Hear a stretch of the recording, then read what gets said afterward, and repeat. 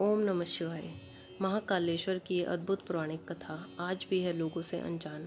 उज्जैनी में चंद्रसेन नाम का राजा राज किया करता था। वह भगवान शिव का बहुत बड़ा भक्त था। शिव गणों में मणिभद्र नामक गण उसका मित्र था। एक बार मणिभद्र ने राजा चंद्रसेन को बहुत ही अद्भुत चिंतामणि प्रदान की।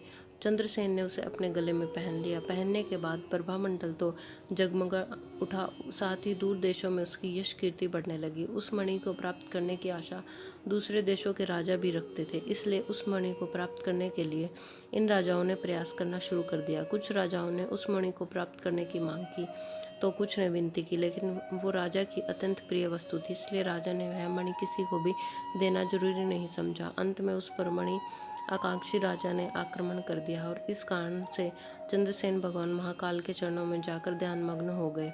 जब चंद्रसेन ध्यान मग्न था, उस समय एक गोपी अपने छोटे बालक के साथ दर्शन हेतु मंदिर में आई। बालक की उम्र मात्र 5 वर्ष थी और गोपी विधवा थी। जब बालक ने चंद्रसेन को ध्यान मग्न करते देखा तो वह भी पूजा हेतु प्रेरित हुआ।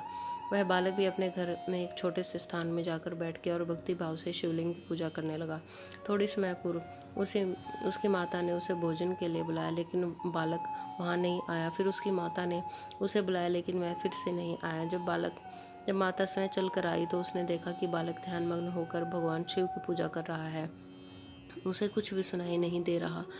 तब क्रोध में आकर माता ने अपने पुत्र को पीटना शुरू कर दिया और पूजा की सारी सामग्री उठाकर फेंक दी। ध्यान में से मुक्त होकर जब बालक चेतना में आया तो उसने देखा कि उसकी पूजा की सारी सामग्री नष्ट हो चुकी है। फिर अचानक से उसकी व्यथा में चमत्कार हुआ।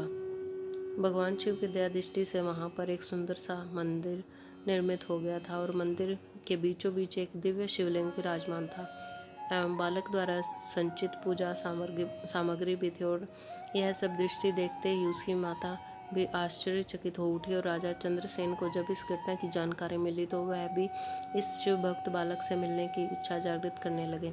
अन्य राजा जो इस मणि के लिए युद्ध पर उतारू थे, वह भी उस बालक को देखने के लिए पहुंचे। सभी राजाओं ने मिलकर चंद्रसेन राजा से क्षमा मांगी और सब मिलकर महाकाल की पूजा अर्चना करने लगे।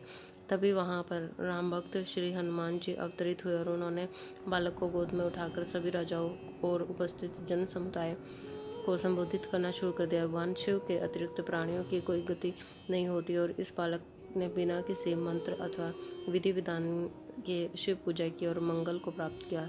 यह शिव का परम भक्त समस्त समाज की कीर्ति बढ़ाने वाला है। इस श्लोक में यह अत्यंत सुख को प्राप्त करने वाला होगा।